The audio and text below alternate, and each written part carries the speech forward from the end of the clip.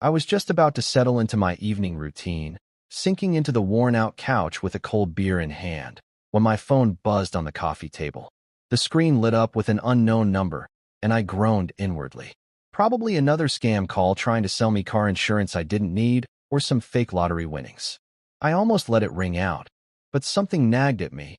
Maybe it was the quiet of the house, or the way the day had dragged on with nothing exciting to break the monotony.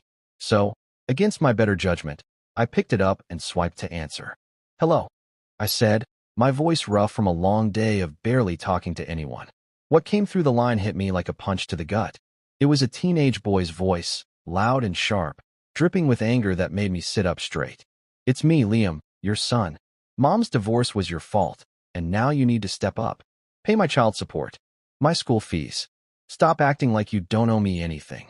My mind went blank for a second, like someone had yanked the plug on my thoughts. My son? What son? I didn't have kids, at least, I didn't think I did. My heart started pounding, and a cold sweat prickled across my neck. Was this some kind of prank? I forced out a short laugh, more out of confusion than anything else. "Excuse me? Who are you?" "I don't remember having a baby." The line went dead silent. I could hear the kid breathing, heavy and uneven, like he was trying to figure out what to say next. My laugh must have thrown him off because when he finally spoke again, his voice wasn't as steady as before. "What?" he said, barely above a whisper. That one word hung there, and it hit me harder than his yelling had. He sounded lost, like my response had flipped everything he thought he knew upside down. I gripped the phone tighter, my knuckles turning white, and tried to make sense of it. Who was this kid? Why did he think I was his dad? My brain scrambled for answers, but nothing clicked. I'd been alone for years now, no wife, no family, just me and this quiet house. There had to be a mistake. "Look, kid," I said, keeping my tone calm even though my stomach was twisting into knots. "I don't know who you are or what's going on, but I think you've got the wrong guy. I don't have a son named Liam, or any son at all." I waited for him to argue, to shout again, but he didn't. The silence stretched on, and I could almost feel his confusion through the phone. My mind raced back through my life, trying to find a gap, a moment where this could have happened. I'd been married once, sure, but that was over a decade ago. Sophia and I never had kids, or so I thought. Could she have hidden something from me?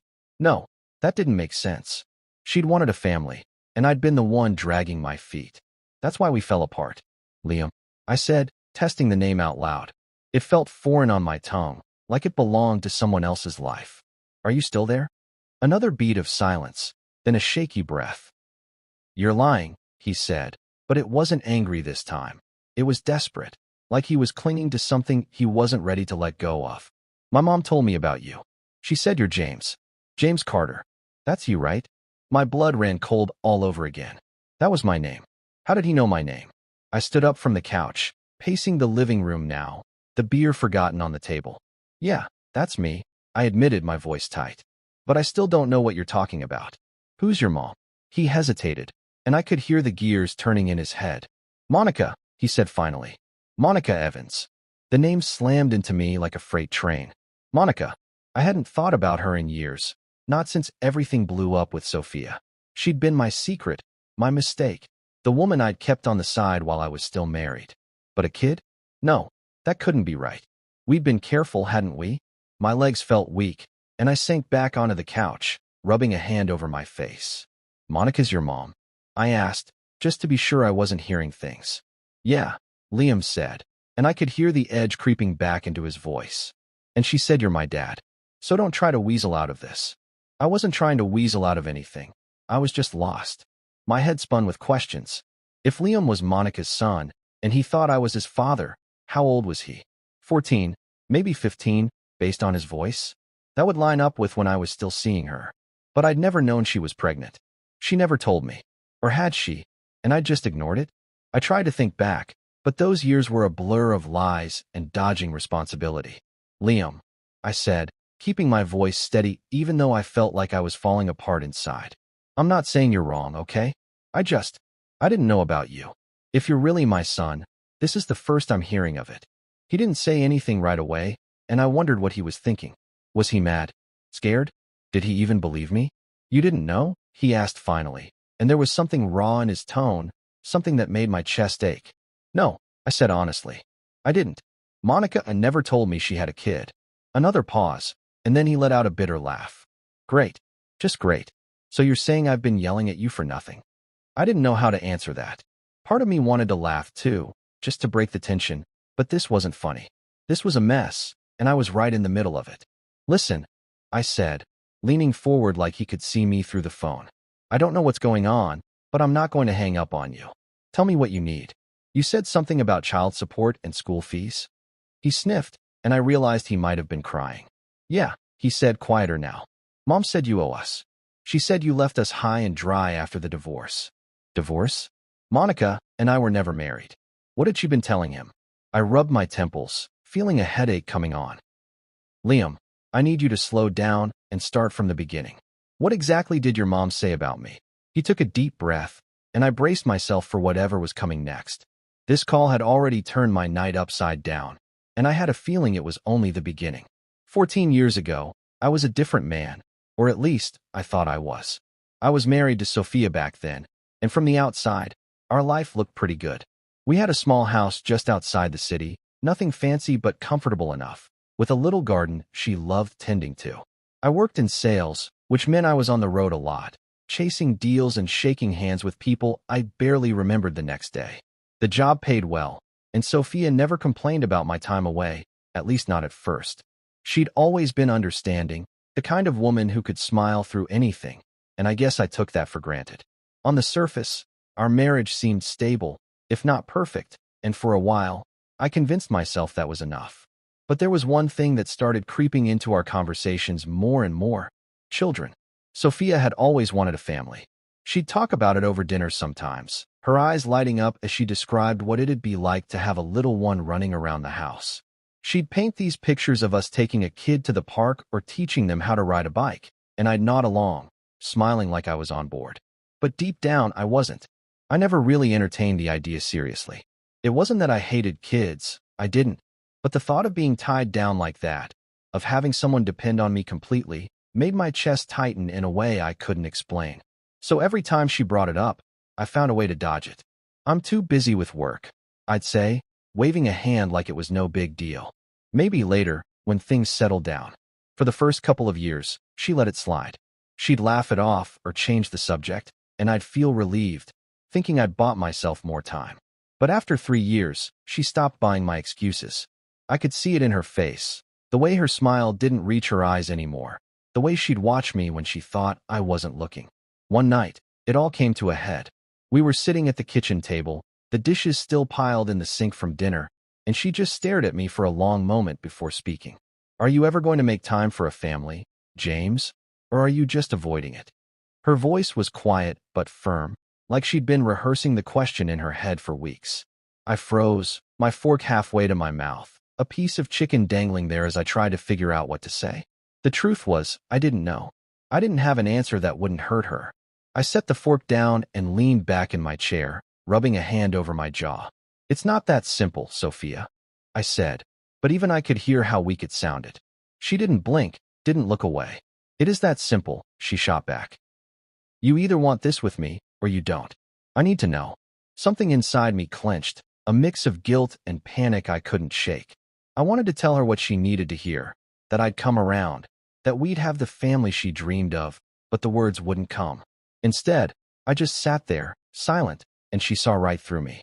Her face changed then, softening into something sadder than I'd ever seen. You don't want it, she said, more to herself than to me. You never did. That was the moment I knew I'd lost her. Not completely, not yet, but the crack was there, and it was only going to grow. After that night, things shifted between us. She didn't bring up kids as much, but the silence was worse than the arguments. She started watching me differently, like she was trying to figure me out, and I hated it. I'd catch her glancing at my phone when it buzzed, or asking questions about my trips that she'd never asked before. Who were you meeting today? She'd say casually, stirring her coffee, but I could feel the weight behind it. I'd shrug it off, tell her it was just work, but she wasn't stupid. Sophia was smart, too smart, and I should have known she wouldn't let it go forever. It wasn't long before she started digging into my life. I'd come home from a trip and find things slightly out of place. my desk drawers not quite closed, my laptop moved just an inch from where I'd left it. At first, I thought I was imagining it, but then one day I caught her red-handed. I walked into the bedroom, and there she was, sitting on the bed with my phone in her hands, scrolling through my messages. "What are you doing?" I asked, my voice sharper than I meant it to be. She didn't even flinch. She just looked up at me, her eyes cold, and said, "I'm trying to understand why my husband's lying to me." My stomach dropped. I'd been so careful, or at least I thought I had. But Sophia wasn't the type to sit back and wonder. She was done waiting for me to come clean. I stood there in the doorway, my suitcase still in my hand, and tried to think of something to say. "You don't trust me?" I asked, playing dumb even though I knew it wouldn't work. She laughed, but it was bitter, nothing like the laugh I used to love. "Should I?" she said, tossing the phone onto the bed. "You're gone half the time, James. You barely talk to me anymore. And now you're telling me you don't want kids after 3 years of letting me hope? What am I supposed to think?" I opened my mouth to argue, but nothing came out. She was right. I'd been pulling away, and not just from the idea of a family. I'd been living a whole other life she didn't know about, and the guilt of it was eating me alive.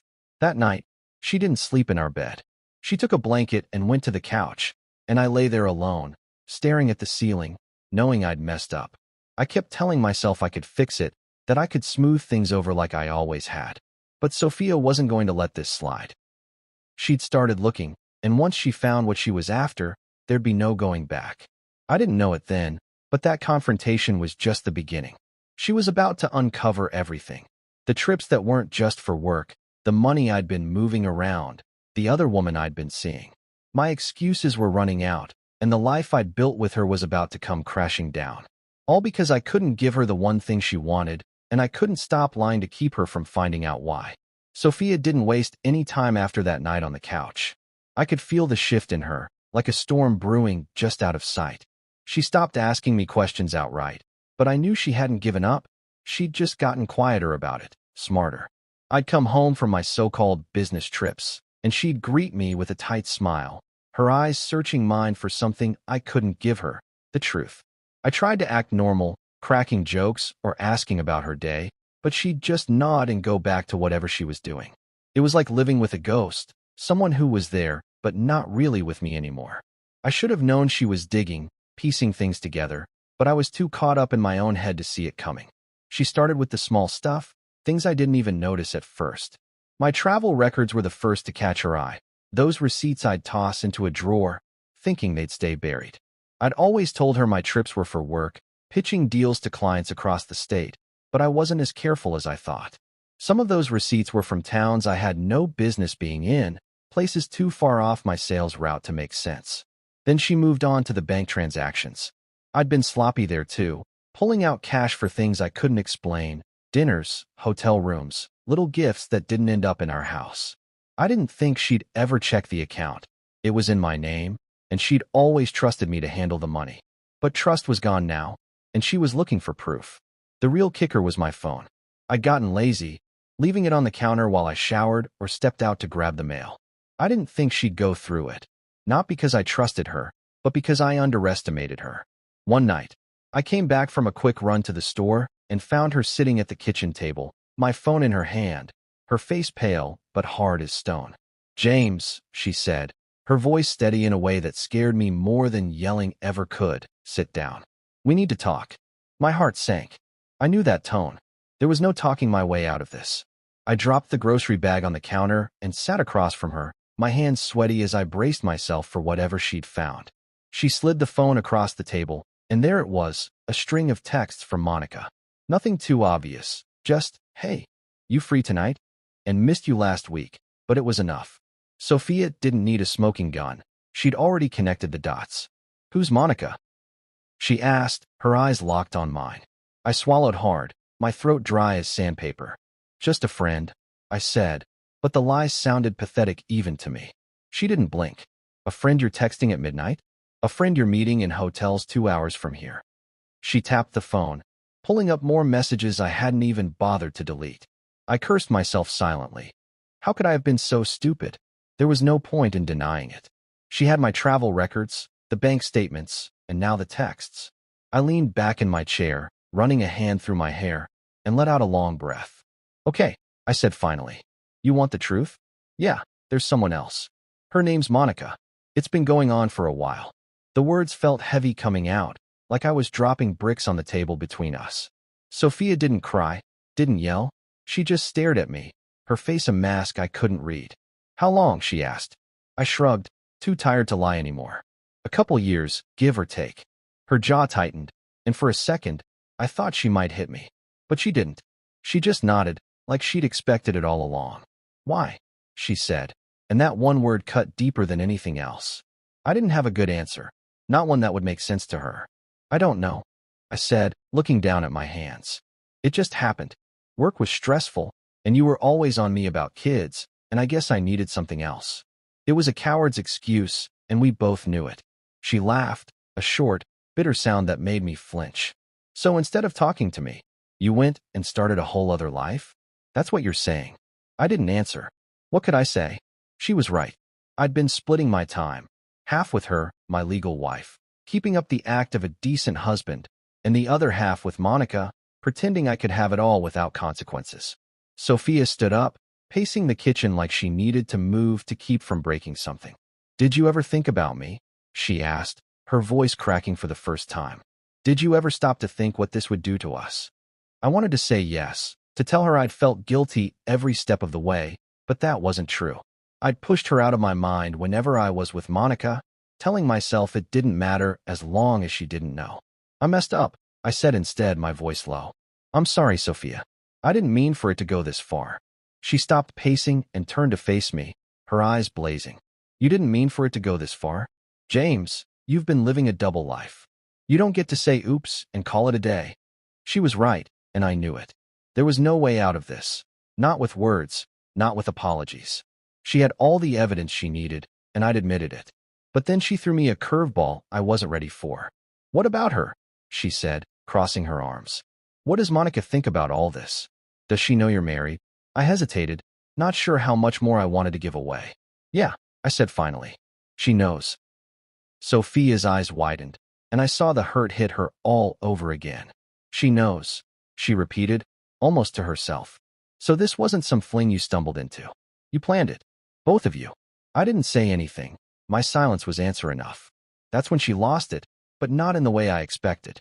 She didn't scream or throw things. She just sank back into her chair, her hands covering her face, and let out a shaky breath. I thought it was me, she said, so quiet I almost didn't hear her. I thought I wasn't enough for you. But it's not me, is it? It's you. You're the one who couldn't handle this. I didn't know what to say. She was peeling me apart, seeing all the pieces I tried to hide, and I hated it. Sophia, I started, but she cut me off. Don't. Just don't. I need to meet her. I blinked, caught off guard. What? She looked up at me, her eyes red but determined. Monica, I want to talk to her. Set it up. And just like that, I knew the real storm was still coming. Sophia's demand to meet Monica hung in the air like a thunderclap, and I didn't know how to respond. My mouth opened, but no words came out. I just sat there, staring at her across the kitchen table, trying to wrap my head around what she'd just said.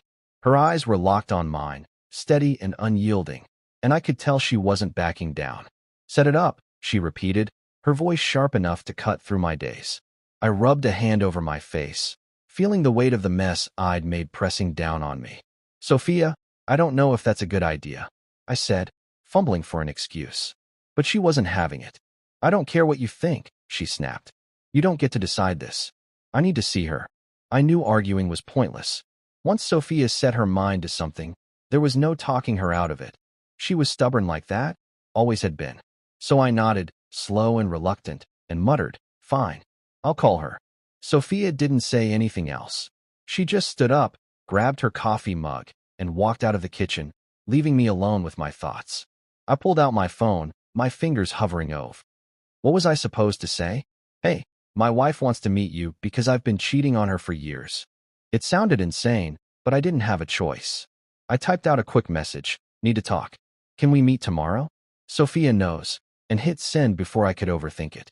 Monica replied almost instantly. What does that mean? Where? I picked a diner halfway between our places, neutral ground, and told her noon. Then I waited. The next day, I drove Sophia to the diner in silence. She sat in the passenger seat, staring out the window, her hands clenched tight in her lap.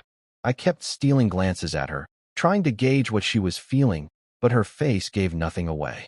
When we pulled into the parking lot, Monica's car was already there, a beat-up blue sedan I'd ridden in more times than I could count. My stomach twisted as I parked, and Sophia didn't wait for me to say anything. She got out, slammed the door, and headed inside. I followed, feeling like a man walking to his own execution. The bell above the door jingled as we stepped in, and there was Monica, sitting in a booth near the back, sipping a soda like this was just another casual lunch.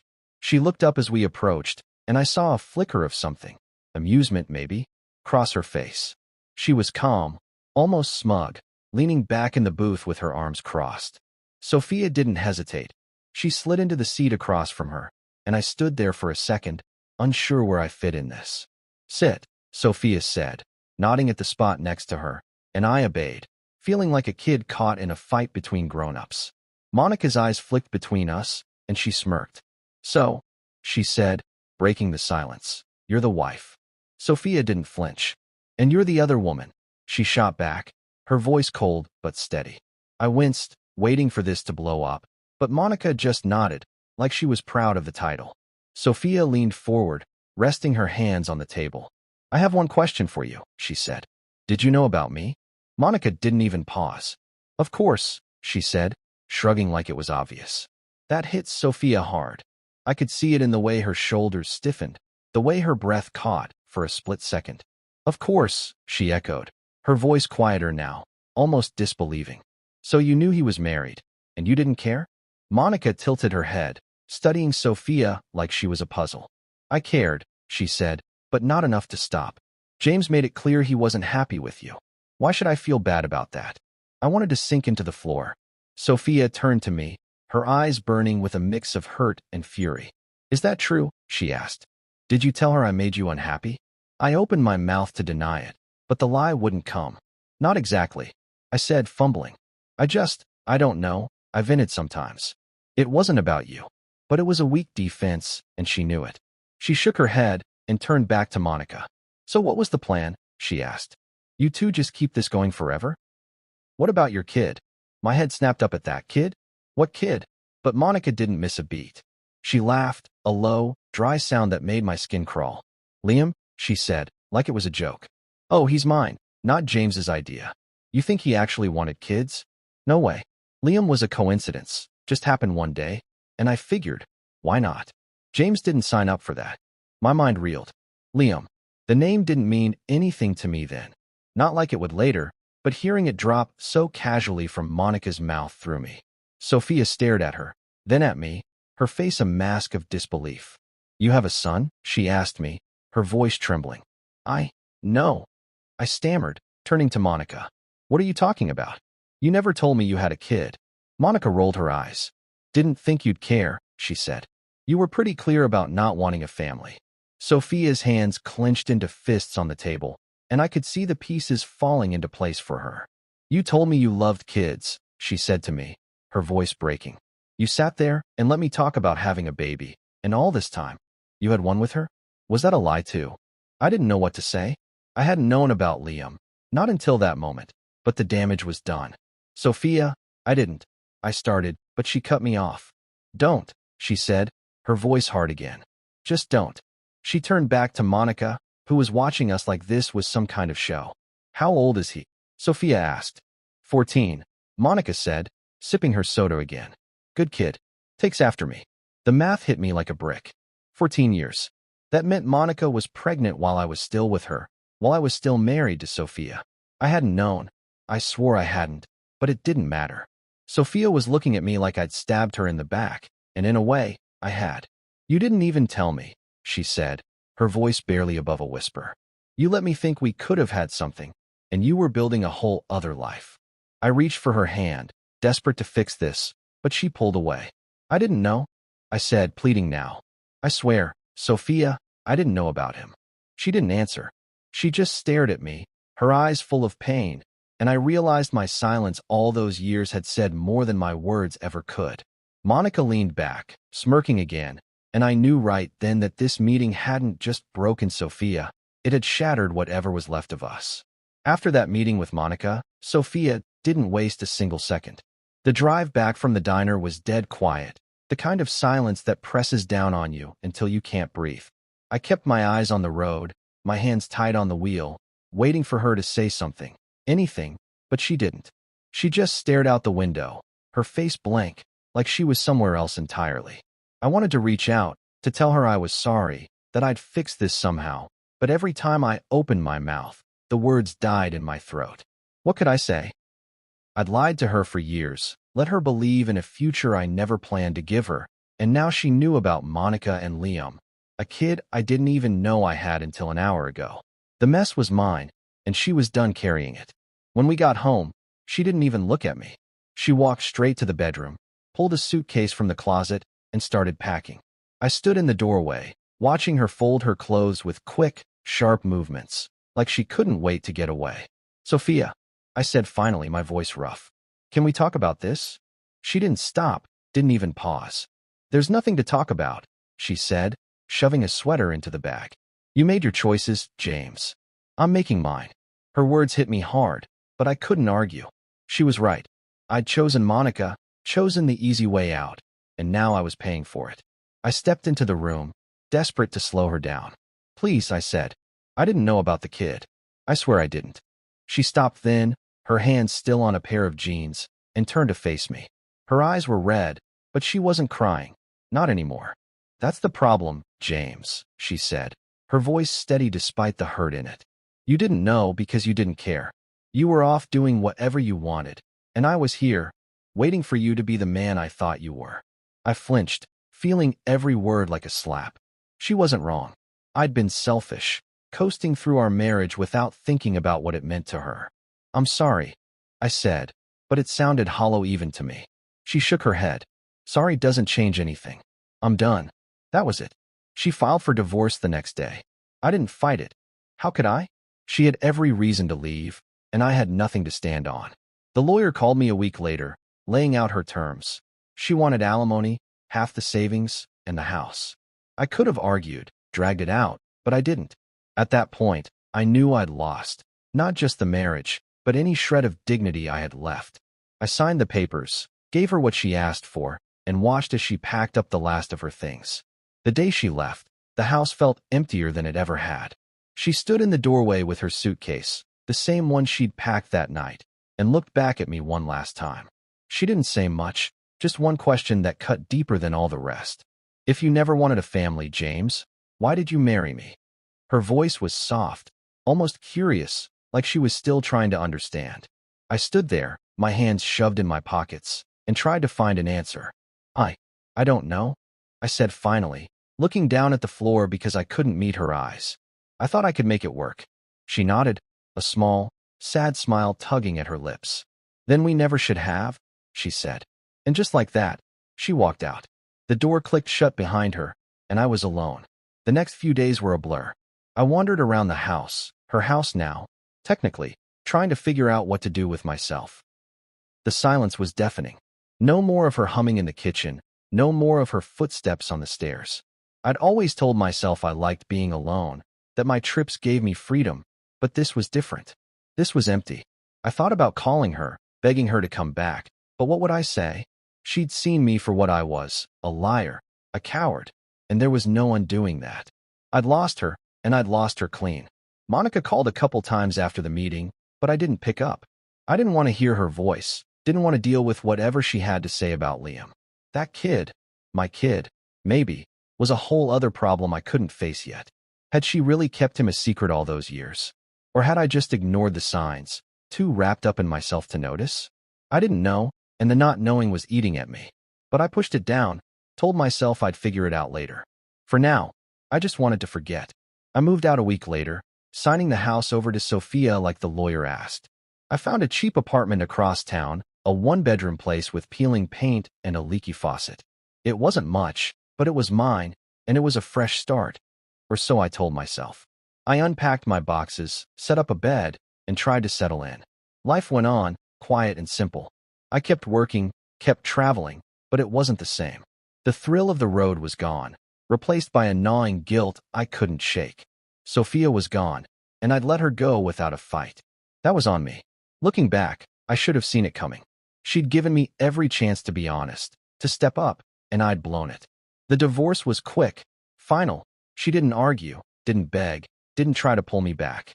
She just left, and I let her. I kept replaying that last question in my head. Why did you marry me? I still didn't have an answer, not a real one.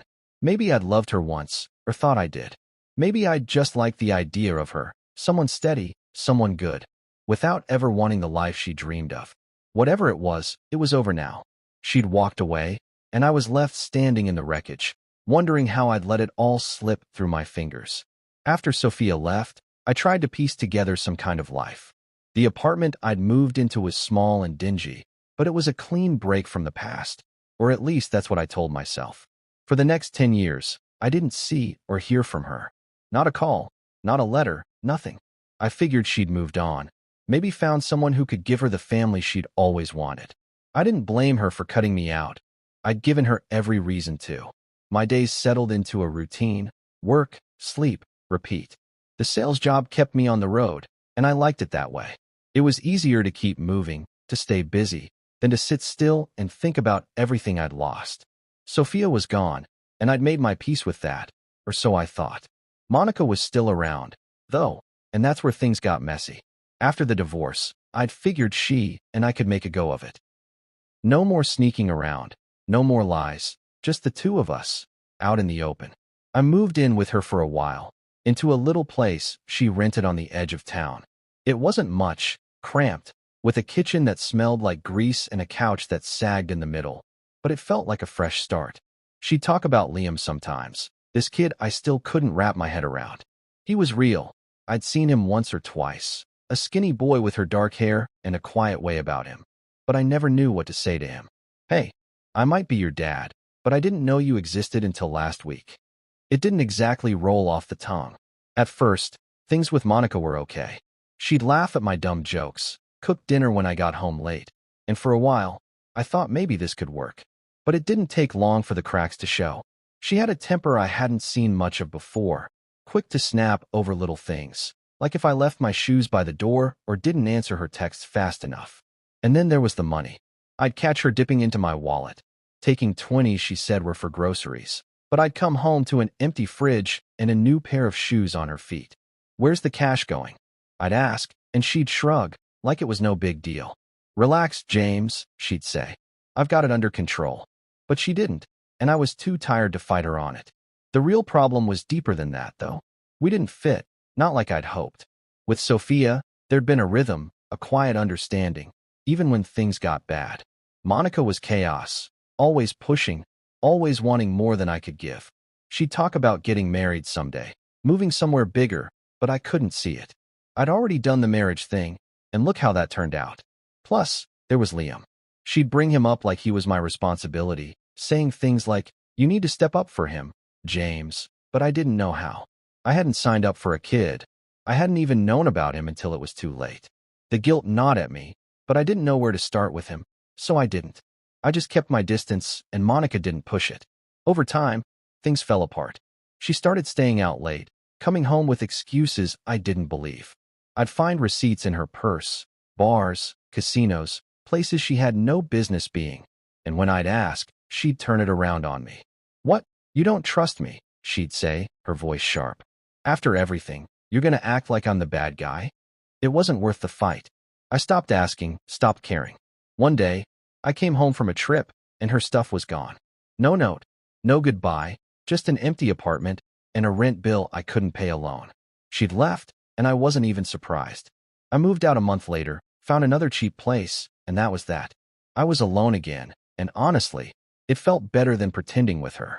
For years, I kept my head down. Work was steady, and I stuck to myself.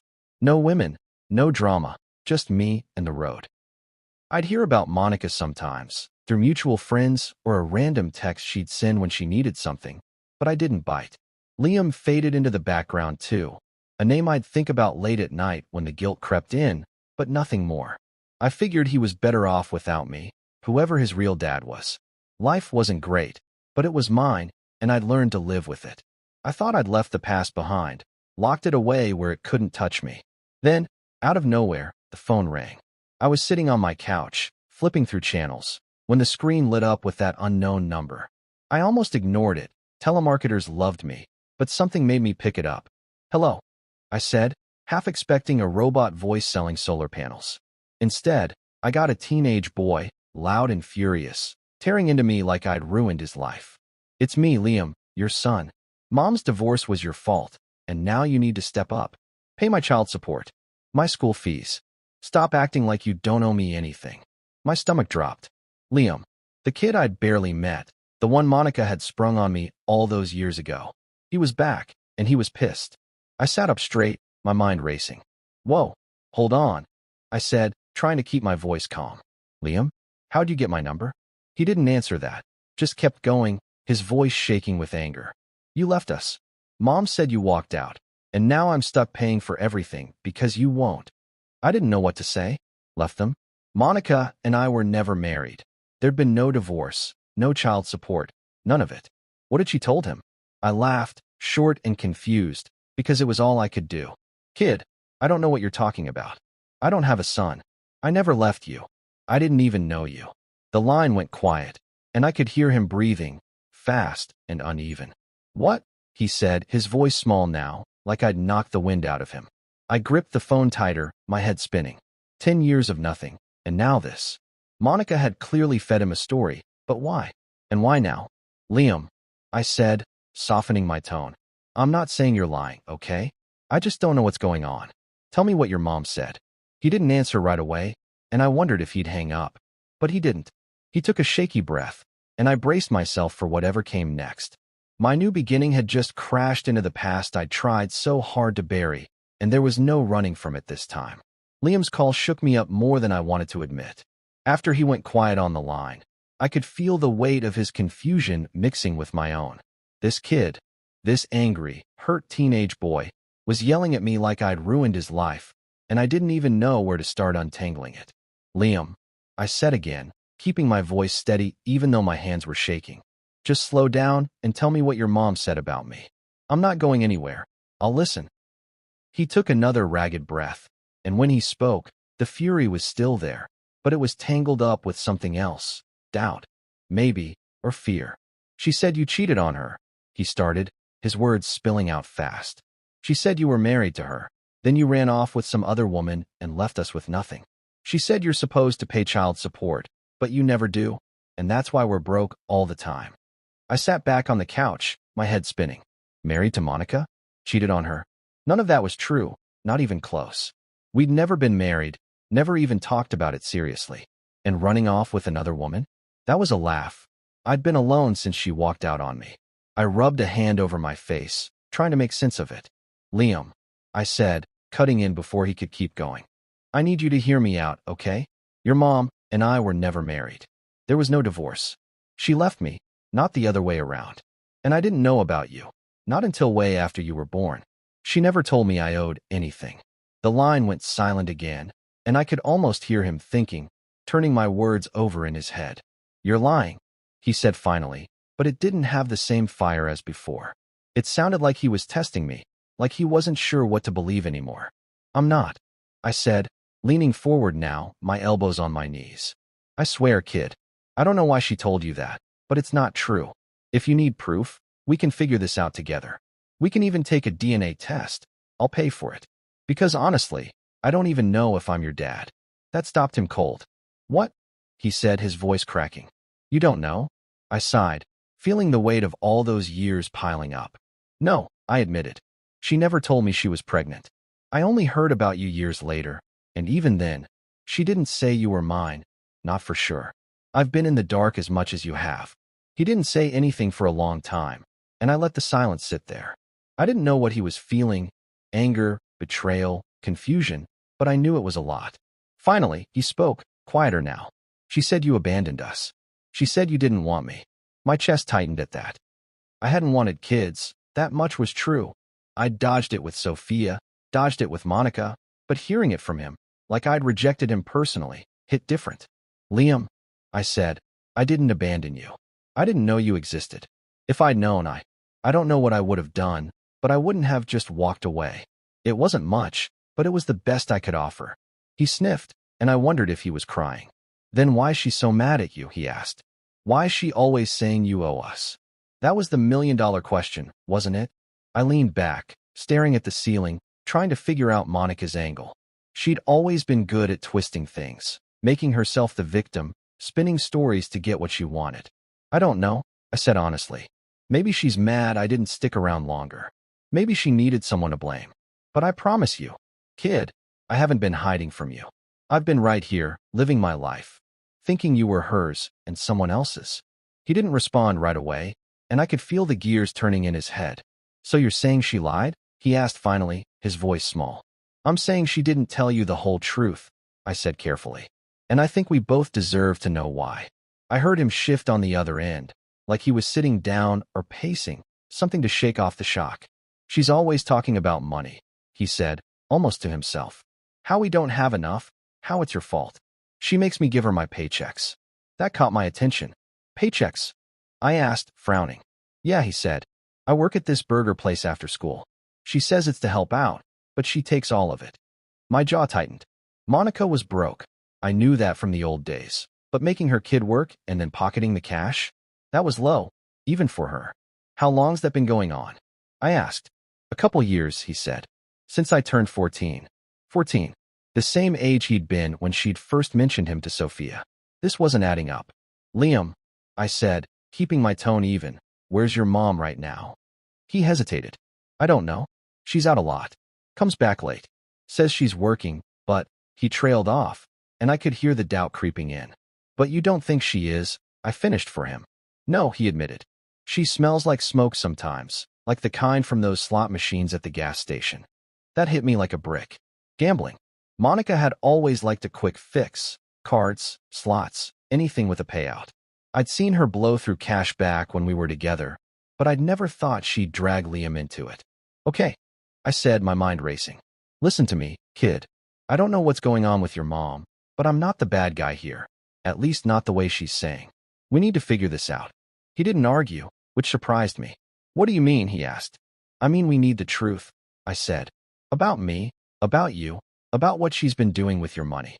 You shouldn't be carrying this alone. He went quiet again, and I wondered if I'd pushed too far. Why do you care now? He said finally, his voice sharp again. You just said you didn't even know me. Fair point. I took a deep breath. I care because you called me, I said. You reached out, and you're mad, and I get it. I've messed up a lot in my life, but I'm not going to sit here and let you think I'm some deadbeat who ditched you on purpose. If you're my kid, I owe you that much. If you're not, you still deserve better than what she's giving you. He didn't answer right away, and I didn't push. Finally, he said, okay, what do we do? I smiled a little, despite everything. We start by finding out what's really going on, I said. You with me? Another pause, then a quiet, yeah. And just like that, I was in it, tied to this kid I barely knew, chasing answers I wasn't sure I wanted. But I couldn't walk away. Not this time. After Liam agreed to figure things out with me, I couldn't sit still. His voice kept echoing in my head. Angry, hurt, but mostly lost, and it stirred something I hadn't felt in years.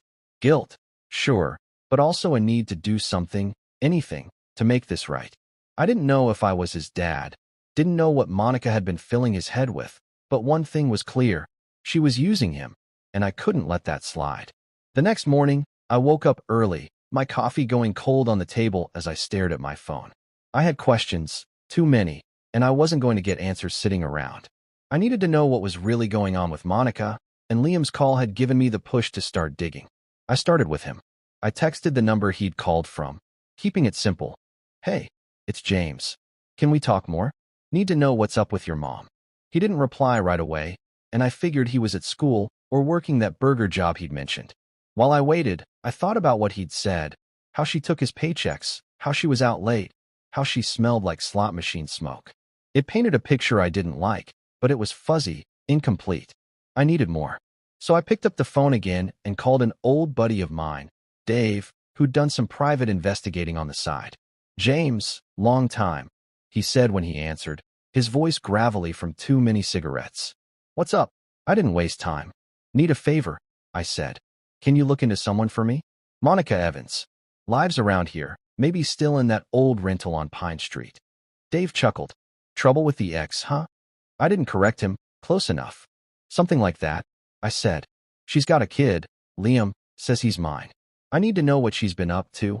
Money, habits, the works. He whistled low. Sounds messy. Give me a few days, maybe a week. I'll dig around. I thanked him and hung up, feeling a little lighter. If anyone could get the dirt, it was Dave. But I couldn't just sit on my hands until then. Liam's words kept nagging at me. How he was working to help out. How she took everything. A kid shouldn't be carrying that load. I decided to call him again, see if he'd pick up this time. He did, after 3 rings. Yeah, he said, sounding tired. Hey, it's me, I said. You okay? He snorted, but it wasn't mean, just worn out. Been better. Just got off my shift. I glanced at the clock, 3 in the afternoon. You're working already? I asked. Yeah, he said. After school. For hours today. I frowned. And your mom takes all that money? He didn't answer right away, and I could hear the hesitation. Pretty much, he said finally. Says it's for rent and food, but we're still behind on bills. I don't get it. Neither did I, but I was starting to. Where's she at now? I asked. Out, he said. Left this morning. Said she'd be back tonight. That gave me an idea. Liam, I said. Can you tell me more about what she does? Where she goes? He sighed, like he didn't want to get into it, but he did. She's gone a lot, he said. Leaves in the afternoon, comes back late, sometimes midnight, sometimes later. She says she's working, but she doesn't have a job. I checked once. She got fired from the gas station last year. She's always got cash, though, small bills, like she's been at the machines. Machines. Slots again. Might get twisted. You ever see her with anyone? I asked. Sometimes, he said. Some guy picked her up once, older, drives a black truck. Didn't stick around. I filed that away. Could be nothing, could be something. Okay, I said. Thanks for telling me. I'm looking into this, all right. We'll figure it out. He didn't say much, just a quiet, sure, and hung up. That conversation lit a fire under me. Liam was working part-time, handing over every dime, and Monica was blowing it somewhere, probably those damn slot machines. I couldn't prove it yet, but I knew her too well. She'd always chased the quick win, the easy out. I spent the next few days asking around myself, calling old contacts who might have seen her. One guy, a bartender I used to know, said she'd been in his place a few months back, tossing money at the bar like she had plenty to spare. Looked rough though, he said, like she hadn't slept. It fit, Monica living fast, burning through cash, leaving Liam to pick up the pieces. I hated it. Hated her for it. 3 weeks later, Dave called me back. Got your report, he said, and I could hear him flipping pages. Monica's a piece of work. Unemployed, like you thought. No job on record for over a year. But she's been hitting the casinos hard. Small ones, local spots, nothing fancy. Dropping hundreds a night, sometimes more. No idea where it's coming from. But she's not winning, that's for sure. My jaw clenched. What about Liam? I asked. Kid's clean, Dave said. Works at Burger Barn, pulls decent grades. Gives her everything he makes. Poor bastard doesn't know better. I thanked him, paid him through an app, and sat down with the report he emailed. It was worse than I'd thought. Photos of her stumbling out of a casino, receipts from ATMs nearby, a bank account in her name with almost nothing in it. She was gambling away Liam's money, his hard-earned cash, and lying to him about me to keep him hooked. I was furious. My hands shook as I read through it, the dates and amounts piling up like a slap in the face. She'd built this whole story, me as the deadbeat dad, to squeeze him dry, and I'd been too checked out to see it. I thought about calling her, confronting her right then, but that wouldn't help Liam. He needed out, not more drama. I needed someone who could get through to him, someone Monica couldn't ignore. That's when I remembered Patricia, Monica's mom. They'd had a falling out years ago, back when we were together, but I knew she still cared about Liam. She'd sent him birthday cards, even when Monica cut her off. If anyone could help, it was her. I dug through some old emails, found her number from way back, and dialed. She picked up on the second ring. James, she said, surprised. What's this about? I didn't sugarcoat it. It's Monica, I said. She's screwing over Liam, taking his money, gambling it away, lying about me. I've got proof. Patricia didn't say anything for a second, then let out a long, tired sigh. That girl, she said. I knew she was trouble, But this? My grandson. I could hear the anger building in her voice. I need your help, I said. He's stuck with her. We can get him out. She didn't hesitate. Tell me what you've got, she said, and I laid it all out. The report, Liam's call, everything. By the end, she was in. We're fixing this, she said. For Liam. And just like that, I had a plan and a partner. Once Patricia was on board, things moved fast. I couldn't shake the anger boiling inside me after reading Dave's report. Monica gambling away Liam's money, feeding him lies about me, all while he worked himself ragged to keep them afloat. It wasn't right, and I wasn't going to let it keep going. Patricia felt the same. Her voice had been tight with fury when I told her everything, and I could tell she was ready to step in. That boy deserves better, she'd said, and I agreed. Liam might not be my son. Hell, I still wasn't sure, but he didn't deserve to be stuck in Monica's mess. So we planned an intervention, something to pull him out and show him the truth. It was risky, but it was all we had. I called Patricia the next day to hash it out. We need to get everyone in one room, I said, pacing my tiny apartment. Me, you, Liam, and Monica. Lay it all out so he can see what's really going on. She didn't hesitate. I'll handle Monica, she said. She won't like it, but I'll get her there. You talk to Liam. Make sure he shows up. I nodded, even though she couldn't see me. Got it. I'll call him tonight. We picked a spot. A community center near her place, neutral ground with a small meeting room we could use for free. Patricia knew the manager, so she booked it for Saturday afternoon. She'll fight this, Patricia warned me. Monica's stubborn as a mule when she's cornered. I grunted. Yeah, I remember. But we've got the evidence. She can't argue with that. I texted Liam that evening, keeping it simple. Hey, it's James. Can you meet me Saturday at the community center on Oak Street? 2 p.m. Your grandma's coming too. We need to talk about your mom. He didn't reply for a while, and I worried he'd back out. But around 9, my phone buzzed. Why's grandma involved? He asked. She knows what's been going on. I wrote back. We've got proof your mom's lying. Just show up, okay? Another long pause, then a single word. Okay. That was enough. He was in, and I felt a little lighter knowing it. Patricia called me later to confirm Monica was coming, grudgingly. Told her it was about Liam's future, she said. She bitched about it, but she'll be there. I smiled despite myself. Patricia was a force when she wanted to be. Saturday rolled around, and I got to the community center early, my stomach in knots. I'd brought everything. Dave's report, the photos, the bank records, stacked in a folder I clutched like a lifeline. The room was small, just a table and a few chairs, with a window letting in pale afternoon light. Patricia arrived next, her gray hair pulled back tight, her face set like she was ready for a fight. You sure about this, James? She asked, setting her purse down. No, I admitted, but it's the right thing. She nodded, and we waited. Liam showed up at 5 minutes to 2, looking worn out in his Burger Barn shirt, his backpack slung over one shoulder. Hey, he said, glancing between us. What's this about? I held up a hand. Wait till your mom gets here, I said. You'll see. Monica walked in 10 minutes late, her hair messy and her eyes narrowed like she'd rather be anywhere else. What's this crap, Mom? She snapped at Patricia, barely looking at me or Liam. You said it was important. Patricia didn't flinch. It is, she said. Sit down. Monica huffed, but dropped into a chair, crossing her arms. Liam sat next to her, tense, his eyes darting to me. I took a deep breath and started. Liam, I said, keeping my voice steady. I want you to listen carefully. We're here because your mom's been lying to you.